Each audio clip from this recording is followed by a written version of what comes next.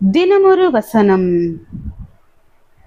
யோவான் 15வது அதிகாரம் வசனம் 11.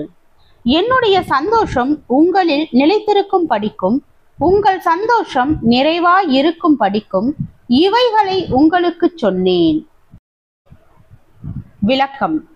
உலகம் அநித்தியமான சந்தோஷங்களை அளிக்கிறது.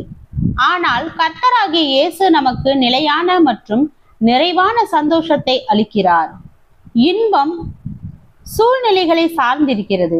ஆனால் மனதிற்குள் தங்கியிருக்கும் மகிழ்ச்சியை சூழ்நிலைகள் பாதிப்பதில்லை.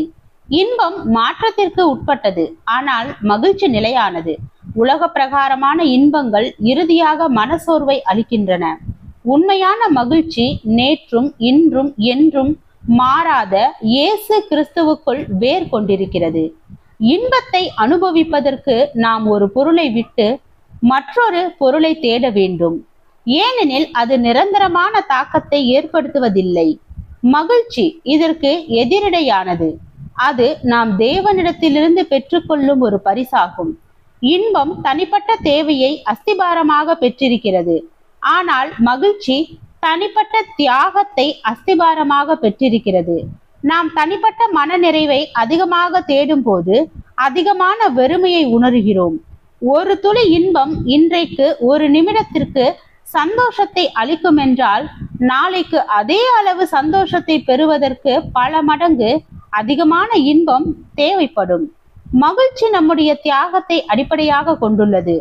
மற்றவர்களுடைய தேவைகளின் மீது கவனம் செலுத்துவதை குறித்து நாம் அறிந்து கொள்ளும் போது, நம்முடைய ஒவ்வொரு தேவையையும் சந்திக்கும் தேவன் மூலமாக நாம் மிகுதியான நிறைவை பெறுகிறோம். நீங்கள் கிறிஸ்துவனுடைய காரியங்களை நாடும் போது மட்டுமே நிலையான மகிழ்ச்சியை பெற முடியும். ஜெபம். தேவனுக்கு ஸ்தோத்திரம். தேவனே, நாங்கள் எங்களுடைய வாழ்க்கையில் நிரந்தரமாக மகிழ்ச்சியான மன நிறைவான வாழ்க்கையை பெற்று வாழ கிருபை பாராட்டும். ஆமென்.